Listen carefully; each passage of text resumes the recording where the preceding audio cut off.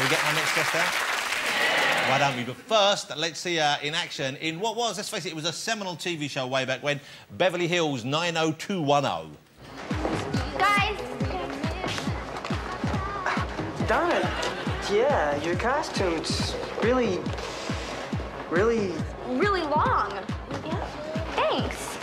Oh, but can you help me? I'm having a little trouble walking in this thing. This thing right here. So, Donna, is this the real you? You know... Donna, I think. Okay. I don't really know, Bren. Hi. Surf's up! Whoa! Please welcome Tori Spelling, ladies and gentlemen. You are the money, you control the witness. I'll leave you lonely, don't want you in the business. No, notorious. Well, lovely to meet you. Thank you for coming on the show. This is Tori Spelling, everyone. Say hi to Tori. She said, Tori, how lovely to meet you. Thank you for coming on. This is great. This is Wow. a nice couch. It's a nice, comfy couch. Yeah. Just, well, feel free to relax, enjoy it, get yourself as comfortable as you need to be. Welcome to the show. You look lovely. Thank you for making the effort. Thank you. Oh, Okay, I hope we. that was an amazing clip. That was a great. Yeah, I didn't even remember that clip. You were in the show from day one, of course, but your part grew over the years. Yes, it did. Yeah. And I remember when it started, and people saying you're in this show because your dad is producing it. That was what many people were saying, of course. And it was true. Well, so I was going to ask you whether you auditioned or whether he just gave you the part. Come on. No. I did audition, but I mean... It helped a little bit. Okay. It helped a little bit. I knew the producer.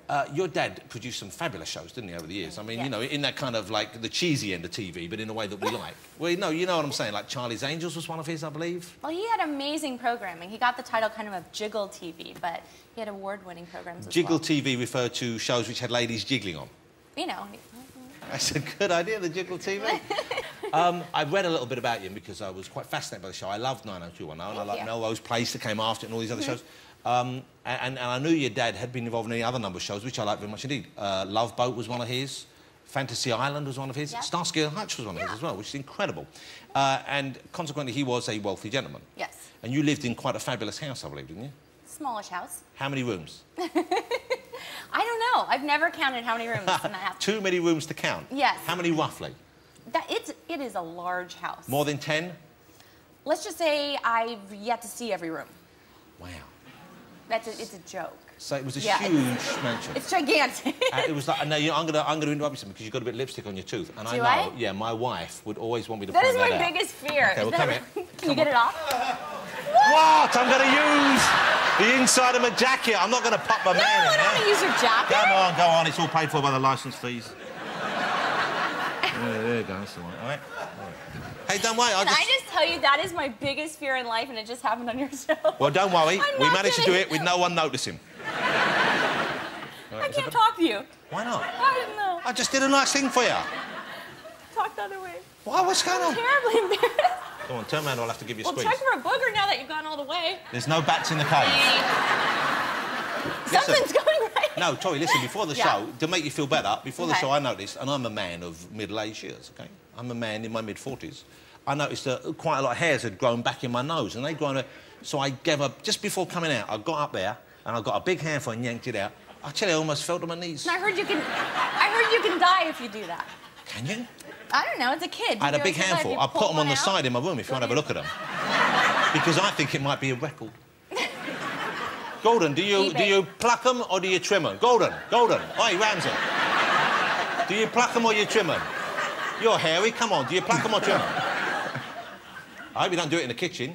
I found something on a bit of sea bass once, so it didn't come when it was cold. Now, listen, Tori. Yeah.